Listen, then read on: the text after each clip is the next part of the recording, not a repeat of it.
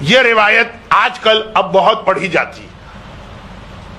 بہرحال میں کوئی اپنے کارنامے بیان کرنے ممبر پہ نہیں آیا ہوں، لیکن 15 سال یا 18 سال پہلے جب یہ روایت میں نے پہلی بار ممبر پہ پڑھی تھی تو بہت کم یہ روایت پڑھی جا رہی تھی.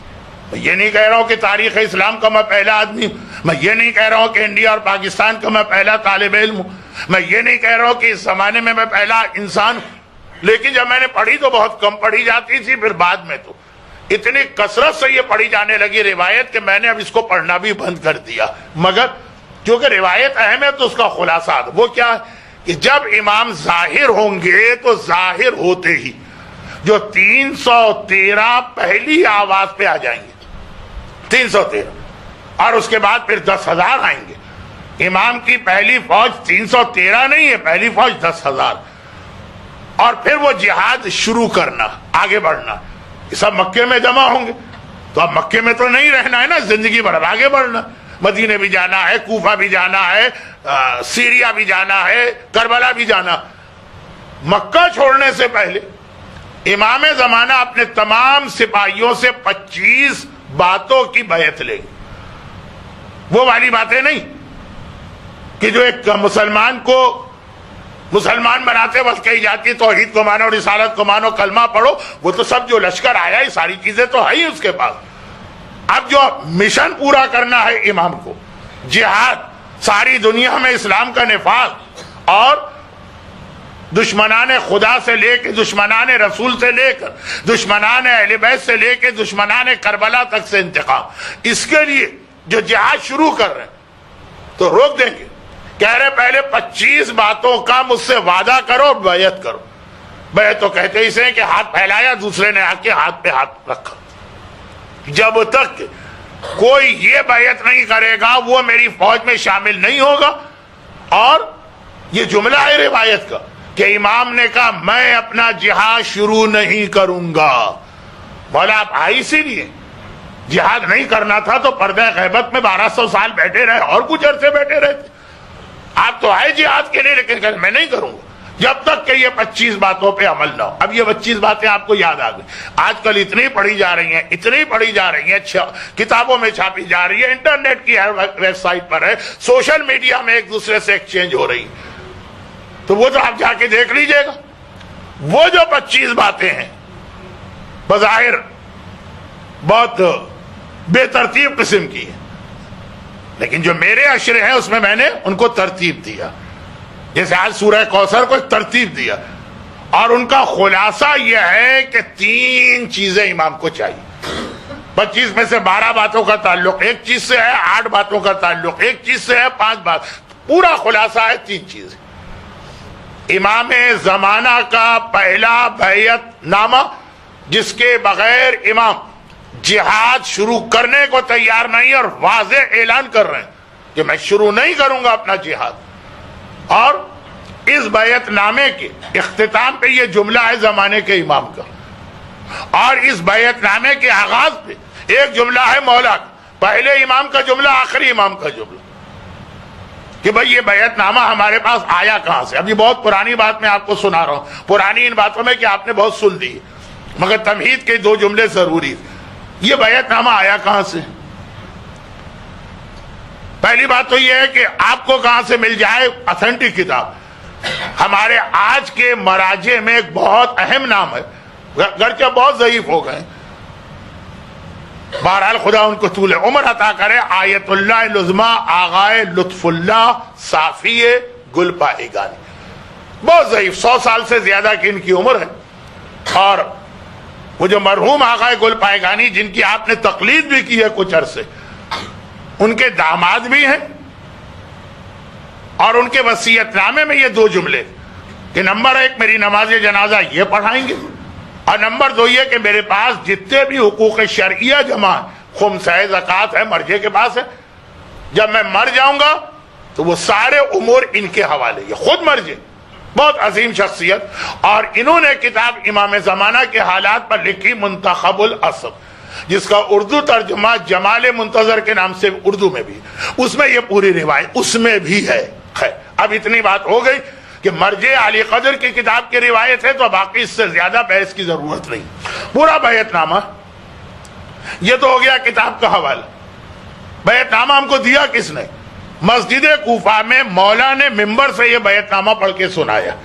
لیکن اس سے پہلے ایک جملہ کہا. پہلا جملہ پہلے امام کا، آخری جملہ آخری امام کا. پہلا جملہ ہے ظہور سے پہلے کا، دوسرا جملہ ہے ظہور کے بعد کا. مولا نے کہا کہ ہمارے ہر شیعہ کو چاہیے کہ اسے کاغذ پر لکھ کر اپنے گھر میں لٹکا دے تاکہ صبح و شام اس کو دیکھتا رہے. تو اصل مسئلہ گھر میں کاغذ پہ لکھنے کا نہیں، صبح و شام چیز ذہن میں رہے. مولا نے اس تاکید کے ساتھ یہ بیعت نامہ مسجد کوفہ کے مجمع میں پیش کیا. اب مسجد کوفہ تو ایک عام جگہ، سب آئیں، لیکن خاص نصیحت اپنے شیعہ کے لیے کہ یہ 25 باتیں یاد رہیں. اور آخری جملہ زمانے کے امام کا ہے، جب تک کہ تم ان 25 باتوں پر میری بیعت نہیں کرو گے میں تو اپنا جہاد شروع نہیں کروں گا. اور اگر میں تھوڑا سا یہ تفصیل بتا دوں جو نہیں بتاؤں گا کہ جب امام آئیں گے تو عام حالات نہیں ہوں گے. ٹھیک ہے آج نہ صحیح 10 دن کے بعد جہاد کرو، 50 دن بعد کرو. اتنے خطرناک حالات ہوں گے کہ ایک ایک منٹ قیمتی ہے. روضہ رسول توڑا جا چکا ہے، خانہ کعبہ پہ اٹیک ہو رہا ہے، سفیانی جو کچھ کر رہا ہے، اس وقت امام آئیں گے. لیکن میں اپنا جہاد نہیں کروں گا جب تک کہ بیعت نہ کر. اب وہ 25 باتیں میں نے اتنا وقت بھی زیادہ لے لیا کیونکہ اتنی مشہور یہ روایت آج کل بن گئی. لیکن یہ صرف ایک سمجھ لیجیے کہ آج کی مجبوری تھی. اصل پیغام اس کے بعد ہے جو انشاءاللہ آپ کے لیے شاید نیا ہوگا، کم پڑھا جاتا ہے. وہ یہ ہے کہ 25 باتیں، 25 چیزیں نہیں، وہ 3 ہیں. 3 چیزیں ہیں جس کی تشریح میں یہ 25 باتیں آئیں. اور ان میں پہلی چیز ہے کہ میرے لشکر کو مجھ سے بیعت کرنا ہے حیا، شرم. دیکھیے بہت عجیب سی بات ہو گئی کہ پہلے میں روایت کو اتنا اوپر لے گئے اور آپ کے ذہن میں آیا پتہ نہیں کتنی بڑی بات امام زمانے نے کہی ہوگی، اور اب جو آپ نے سنا حیا تو یہ آپ کو بہت چھوٹی بات لگ رہی ہوگی. نعوذ باللہ. یہ اتنی اہم بات ہے کہ میرے لشکر کو شرم و حیا والا ہونا چاہیے.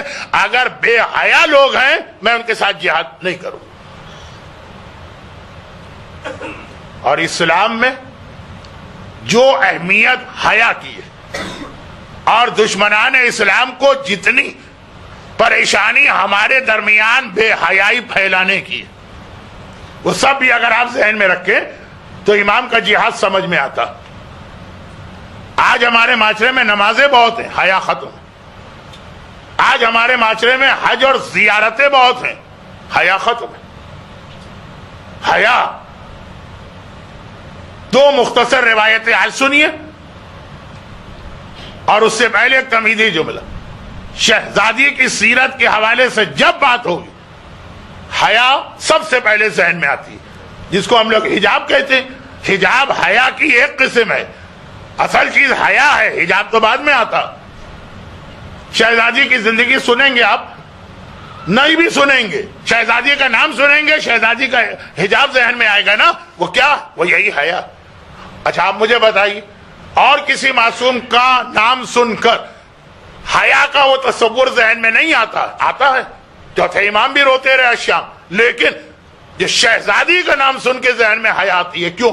شہزادی کی ساری زندگی پروموشن آف حیا، معاشرے کو حیادار بناؤ. 2 بہت مختصر روایتیں آج کی حد تک.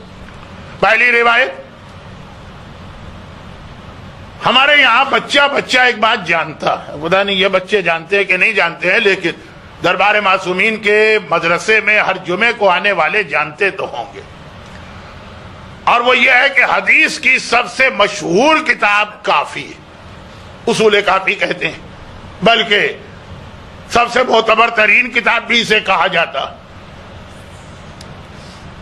اصول کافی. اصول کافی کھولیے، حدیث نمبر 2، بالکل آسان حوالہ. جیسے آپ قرآن کھولیں تو الحم کا سورہ نمبر 1 الف لام میم. ذرا بھی قرآن کو جانتا ہے الف لام میم ذالک الکتاب اس کو معلوم. اصول کافی جیسے ہی آپ کھولیں گے 8 جلدوں میں ہے، ہمارے ہر مرجع کے سراہنے رہتی ہے، اس کے بغیر کوئی مرجع فتویٰ دے ہی نہیں سکتا. وہ آپ کھولیے گا اس کے اندر پہلی حدیث، اس کے بعد جائیے دوسری حدیث پر. حدیث نمبر 2، کتنا آسان حوالہ.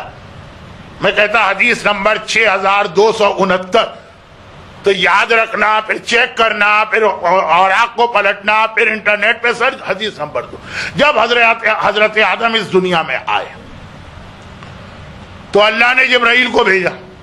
اچھا یہ حدیثیں بھی بہت پڑھی جاتی ہیں، لیکن 1 منٹ کی حدیثیں ہیں تو اتنی تکرار تو برداشت ہو جاتی ہے. حضرت آدم آئے، دنیا میں آئے، ابھی بیٹھے سیٹل ہوئے، ترک اولا معاف ہو گیا، حوا مل گئی، اب بیٹھ کے زندگی نارمل گزارنا. کہ جبرائیل آئے اور کہا کہ خدا نے 3 چیزیں آپ کے پاس بھجوائی ہیں کہ اگر اس دنیا میں صحیح رہنا تو ان میں سے کوئی ایک چیز تمہیں لینا ہوگی. ایک تحفہ ہے اللہ کی طرف سے، باقی چیزیں میں چھوڑ دیتا ہوں. یہ تمہارے سامنے ایک چیز کوئی لینا، ایک عقل، دین، حیا. سب سے پہلی چیز جو اس دنیا میں آئی، عقل، دین. دین، ساری زندگی ہماری دین ہے، دین نہیں تو کچھ نہیں. اور حیا، یہ 3 میں سے ایک لینا. اب جیسے 3 دن پہلے ایک واقعہ آ گیا کہ شیطان نے مومن سے کہا 3 میں سے ایک چیز لینا. اس نے اپنے حساب سے فیصلہ کیا، بلنڈر کر گیا، دھوکہ کھا گیا، جو میں نے کہا کہ آخری ایک آدھ مجلس اس عنوان پر ہوگی. اب یہاں تو بالکل شروع کتاب کی بھی پہلی حدیث ہے، دوسری، اور یہ دنیا کی تاریخ بھی یہاں سے سٹارٹ ہو رہی. آدمی سے تو چل، آدم نے دیکھا، چلے ہم اور آپ ہوتے تو دین، سب سے اہم چیز دین ہوتی ہے. آدم نے کہا نہیں، مجھے عقل چاہیے. اور یہ حدیث اسی لیے اصول کافی کے شروع میں آئی ہے کہ اصول کافی شروع ہوتی ہے عقل کی حدیثوں سے. پہلے عقل، پھر علم، پھر توحید. یہ حدیث نمبر 2 ہے. تو حدیث نمبر 1 کیا؟ کوئی ضرورت نہیں ہے، لیکن اس لیے بتا رہا ہوں کہ تھوڑی اس کی ضرورت بعد میں پڑے گی. عقل کہتے کسے؟ جی وہ مائکروسافٹ والا کتنا عقل مند تھا، کیا چیز بنا گیا ہے اور کتنا پیسہ اس کے نتیجے میں کما گیا. فلاں کتنا عقل مند تھا، تیمور کے آدھی دنیا پہ حکومت کر گیا. فلاں کتنا عقل مند تھا کہ جوڑیا بازار میں سڑک پہ بیٹھ کے رومال بیچ کے اس نے بزنس شروع کیا، اور آج اتنے اس کے کارخانے، اور آج کل کی زبان میں آف شور کمپنیاں. یہ ہے نا ہمارے آپ کی عقل. پہلی حدیث عقل کیا؟ لما خلق اللہ عز وجل العقل، اللہ نے جب عقل کو پیدا کیا اس سے کہا آگے آپ آگے آ گئے، پھر کہا پیچھے جا پیچھے چلی گئی. امام نے کہا یہ ہے عقل. راوی حیران ہو گیا کہ کیا اس میں کیا عقل کیا؟ کہا کہ عقل اس سے کہتے ہیں جو اللہ کا ہے اس پہ عمل کرنا، جہاں وہ آگے بلا ہے آگے آ جانا، جہاں وہ پیچھے بھیجے وہاں پیچھے چلے جانا. ہمارے عقل کہتے ہیں اپنے خیالات کو دخل دینا. ہماری سمجھ میں تو یہ مکس گیدرنگ کا حرام ہونا نہیں آ رہا، ہماری سمجھ میں تو یہ انٹرنیٹ کا گناہ ہونا نہیں آ رہا. ہمارا دل تو کہتا ہے کہ داڑھی اسلام میں اتنی اہم بھی نہیں ہونا چاہیے. عقل اسے نہیں کہتے. عقل کہتے ہیں اللہ نے کہا آگے آؤ بغیر کسی سوچ و بچار اور ہیزیٹیشن کے. یہ پہلی حدیث، یہ آج کا موضوع نہیں. دوسری حدیث، آدم نے دیکھا دین بھی نہیں، کہا مجھے عقل چاہیے. جبرائیل نے کہا ٹھیک ہے رکھ لو عقل کو، آؤ دونوں میرے ساتھ چلو. باقی جو بچے دین اور حیا، انہوں نے کہا ہم تو نہیں جائیں گے. ارے جبرائیل کے سامنے وہ جو ہے وہ اڑ گئے، ہم تو نہیں جائیں گے. کیوں نہیں جاؤ گے؟ ایک چیز آدم کو دی گئی ہے، باقی چلو. کہا نہیں، تم سے جو بھی کہا، ہم سے اللہ نے کہا کہ جہاں جہاں عقل ہوگی وہاں وہاں ہمیں رہنا ہے، جہاں جہاں عقل نہیں ہے ہمیں وہاں سے رخصت ہو جانا ہے. تو کیا پتا چلا؟ یہ پتا چلا کہ دین اور حیا دونوں ایک ساتھ ہیں.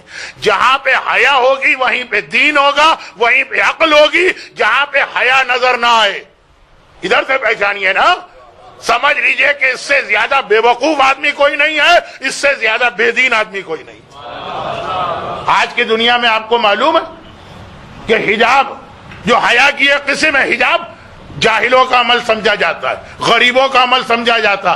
کراچی میں ایک لفظ استعمال ہوتا ہے, ہمارے علاقے رضویہ سوسائٹی میں جھگی والوں کا لفظ استعمال ہوتا, جو عورت حجاب کرتی. اور اب تو بہت ہی بیہودہ پیشہ اختیار کرنے والی عورتیں, ان کے لیے کہا جاتا ہے کہ وہی برقع پہنا کرتی ہیں. اور پہلی حدیث کے بعد دوسری حدیث کہ جہاں پہ حیا ہے وہیں پہ دین ہے, وہیں پہ عقل ہے. حجاب عقل کی نشانی ہے, حجاب بے عقلی کی نشانی نہیں. بے عقل وہ عورتیں ہیں جو بے حجابی اختیار کرتی ہیں اور اس قسم کے اجتماعات میں جاتی. باقی باتیں کل ہوں گی, گھنٹہ ہو گیا ہے, 3 منٹ 4 منٹ ہے. لیکن اسی اصول کافی. اب جلد 2 اٹھائیے, یہ والیوم 1 تھی, اب والیوم 2. اور بہت ہی مختصر حدیث, بہت ہی مختصر. لا دینا لمن لا حیا له.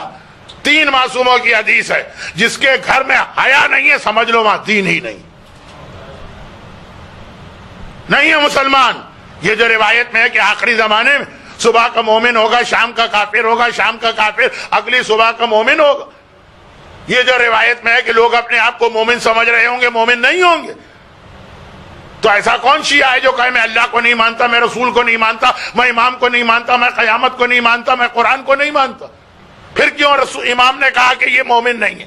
اس لیے کہ اگر ان کے گھر میں بے حیائی, اگر ان کے گھر میں بے حجابی, اگر ان کے گھر میں شادی کے موقع پہ مس گیدرنگ, اگر ان کے گھر میں بچے کی برتھ ڈے میں ناچ گانے کی محفل ہے, تو یہ بے حیائی ہے. اور جہاں بے حیائی ہے اصول کافی میں 3 الگ الگ معصومین کی حدیث جلد 2 میں آپ کو مل جائے گی. چیپٹر کا نام ہے کتاب الحیا. حیا اس کا نام ہی, اس میں کئی حدیثیں ہیں, لیکن جو میں کہہ رہا ہوں اتنی اسٹرانگ حدیث نہیں ہے وہاں پہ دین. اور ہم تو اس کے بھی قائل ہیں کہ دین است حسین, دین تو حسین کا نام ہے. اور ادھر کہہ دیا گیا اگر حیا نہیں ہے تمہارے گھر میں دین ہی نہیں ہے, یعنی تم حسینی نہیں ہو, چاہے زبان سے کتنا ہی اپنے آپ کو حسینی کہتے ہو. باقی مزید اس پہ کچھ بہت اہم باتیں بیان کرنا, اور یہ یاد دلاتے ہوئے کہ امام زمانہ کی پہلی شرط یہ ہے کہ اگر تمہارے گھر میں حیا ہے تو میری فوج میں آؤ, ورنہ میری فوج میں ضرورت نہیں. اچھا اب ایک چھوٹا سا جملہ کہہ دوں, بہت چھوٹا سا. یہ چھوٹے جملے کہہ کہ میں کتنا آپ کو دھوکہ دے چکا ہوں, بہت چھوٹا سا. کہ حیا میں آج میں نے زیادہ حجاب کی بات کی, لیکن یاد رکھیے کہ جن کے پاس واٹس اپ ہے نا یہ بھی بے حیا لوگ, سب نہیں, میجورٹی. حجاب ہی نہیں ہے حیا, واٹس اپ بھی ہے بے حیائی. کل بات ہوگی, یہ باتیں انشاءاللہ کل ہوگی. میں نے کہا کہ ذرا سا حیا کا اصلی دائرہ آپ کو دکھایا جائے کہ بہت بڑا. وہ حسینی بھی نہیں ہے, کیونکہ حسینی چاہے کربلا کا سب سے چھوٹا بچہ ہو یا کربلا کا سب سے بڑا, ہر ایک کو اور کوئی فکر نہیں تھی, صرف یہ فکر تھی کہ عورتوں کے حجاب اور پردے سلامت رہیں گے کہ نہیں. برحمتک یا ارحم الراحمین وصلی اللہ علی محمد و آلہ الطاہرین.